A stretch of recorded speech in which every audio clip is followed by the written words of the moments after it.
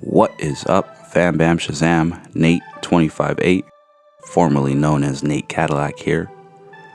And I just wanted to talk about leveling mostly. However, there's probably going to be a lot of other tips after the leveling stuff. I really want to just jam everything into a For Honor guide for the foreseeable future. I won't even say this year. This has been going on for years before, and it's probably going to be happening for years after. First things first, let's talk about the obvious, champ status. That is the little ribbon up top by my name. If I go over here to profile and then champ status, you can get it. See, people just think that this gives you a little bit more XP, but it does so much more than that. Yes, it gives you plus 40% XP boost for yourself, 20% XP boost for others. However, what's really nice about this is you get more salvage from dismantling gear, but you also get more end match and event loot, meaning you get more gear in the first place, which is going to tie into the XP boosters. We'll get into that. So you always want to keep champ status on. If you go here to the menu and you press the right trigger, you get the war map, and you see here we have a mill. The mill gives you plus 5% match XP. So you place your mill there and you play. Now, every so often you want to check to make sure that the war map hasn't changed, and if it has, then you need to try to get your banner on a mill. However, if there's no mills, it's okay. However, again, just keep checking and try to place your banner on the mill. That 5% adds up, believe me. Now, let's talk about your salvage. It's going to be down there at the bottom. For me, I have 44,000. So what that is if you have a piece of gear and you dismantle it, you'll get salvage. As that salvage stacks, every day you can use it. On refresh, it starts at 250 salvage and goes up from there. I don't recommend doing 5,000 or above for a booster. It's just not worth it. Plus, the average person isn't playing long enough to make that 5,000 back. You want to keep it to where you're spending salvage, but you're making more salvage each day. Let's get into what game mode gives you the best XP. There's obviously Breach, okay? However, PvP doesn't necessarily give you the most XP in the long run. Here's why I say that. The highest activity game mode in this is going to be Dom. However, Dominion can be very mentally exhausting. So if you're not enjoying it, then really you should slide over to player versus AI. Now, Breach, player versus AI, is going to give you the most XP and the most skill in this game as far as back-to-back matches go, because even if you're the last person in the lobby, you can keep that lobby alive and you can keep playing. Let's talk about XP for a little bit. People still don't know about this. Experience in this game is now dynamic, has been for a while. However, the way it released, it was so quiet, most people didn't catch it. What I mean by dynamic is that it goes based off of what you do in this game, second, but primarily is how long you're in the match. So if you go play duels and brawls all day, yeah, you're not going to get much XP. Those matches are usually over pretty fast, and you don't do much besides take out your enemy. Now, in Breach, there's all kinds of objectives. The match lasts for 15 to 30 minutes, I swear. So what I'm getting at is Breach versus AI is going to be your best bet. However, if you're really tired, and I understand these days are exhausting. If you're really tired, just go and play Dom AI. Sit on a point, watch some TV. However, if you can, Breach versus AI is the winner. Now, let's talk about playing with people and alone. And what I mean by that is if you look on the screen, it says parameters. If I tap into that menu, you could see matchmaking on. You could turn this off. If you turn this off, then you play completely by yourself. You could actually do this if you have a penalty. So you know sometimes the game will kick you out and give you a penalty even though it kicked you out. This is how you still play until that penalty is over. So you turn it back on, you get a little bit more experience and a chance at a team that has champ status to give you some extra XP as well. However, if you need to turn it off, you sure can.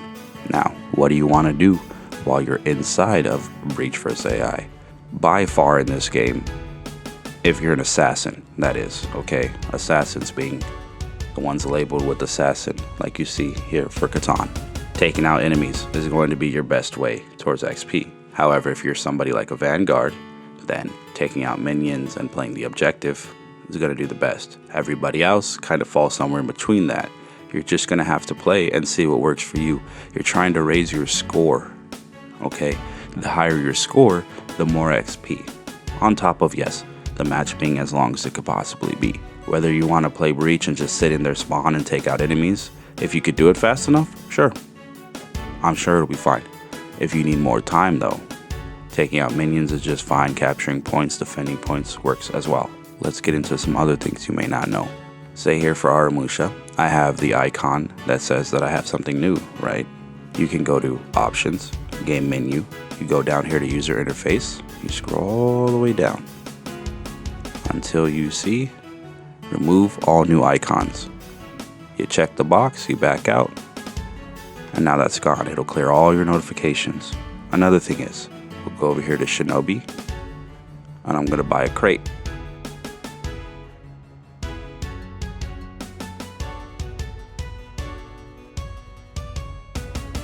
Now what I could do is here, I could mass delete. A lot of people don't know this. See, I actually want to keep this piece, however I want to get rid of the rest. So, again, if you look down at the bottom, it says add. If you press that over piece of gear, it's selected. And then you just hold the right analog stick down and it gets rid of them.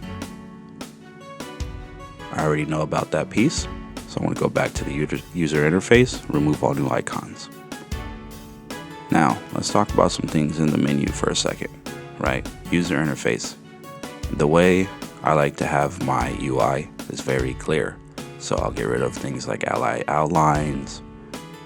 I usually do display local effects only if people are, say, emoting and then attacking, and their effect is all over my screen. I don't display combat damage and log. It's totally up to you. It's just a preference thing. But what I first do is I turn everything off, player widget to minimal, and fight to minimal. Again, just a personal preference. You don't have to do this. Let's go over here to display. I keep my field of view at 80. If you go all the way to the max, it's just a little too zoomed out for me, especially watching it back on mobile. Default is way too small and I can't see much. Let's talk about contrast. I up this a little bit. That's just a personal preference. I like to be able to see in game. Graphics mode. This is important. Make sure this is on performance, not quality, performance. Eco mode is on off. Again, just a me thing. If you're not playing with your system on a surge protector, you might actually want to look into this. Now onto the controls really quick. I personally have vibration off. Okay, a lot of people keep it on. I get it, it's immersive, yes. However, sometimes it could throw you off. It can even make you jump out of your chair. I recommend turning that off. Enable cycle targeting system. What this does is whenever you're in a situation where it's you versus other people or just a team fight in general, this will cycle through each person in an order rather than where you're looking. You know, it's relative to where you're looking. Me personally, I don't use it. I can't get it to work right. You have to be very fast swapping through people. However, it is a guaranteed way to swap to whoever you want to. Advanced controls. Controller layout, I just run default. Really up to you. I've seen people put their guard break button on their left stick. I've seen people put it on their quick chat button, so, you know, left bumper, L1.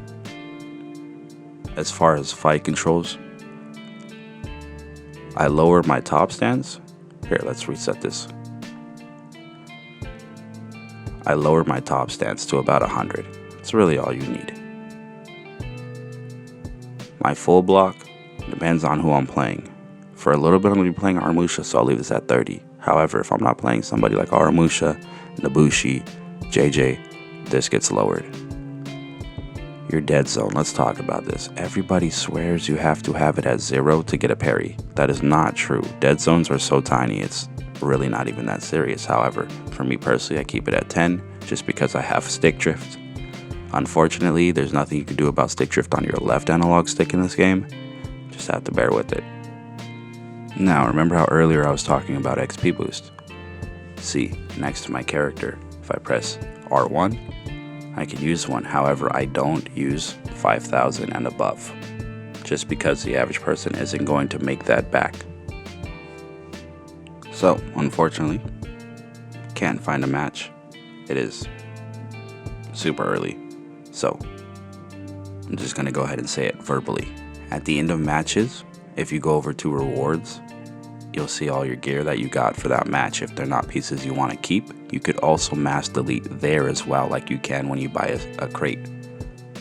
Now, last but not least, if I think of anything else, it will be in the pinned comment. But how to have a solid color on your character. If you go over to battle outfits and you buy splatter, make sure it's splatter, not splatter star or star splatter, whatever the other splatter is, just splatter. That will give you the paint pattern brushstroke 2, is it gives you a pretty solid color. So say I go over here to one of the basics, you'll see it's not solid. This is not a color option that has 2, like say this red. But with the brushstroke pattern, we can have a solid color no matter which color option we choose. That's all for this video. If you liked, please do leave a like. If you enjoyed, please sub. We stream all the time. Hop in there, don't be shy, play with us, and I'll see you in the next one. Thank you.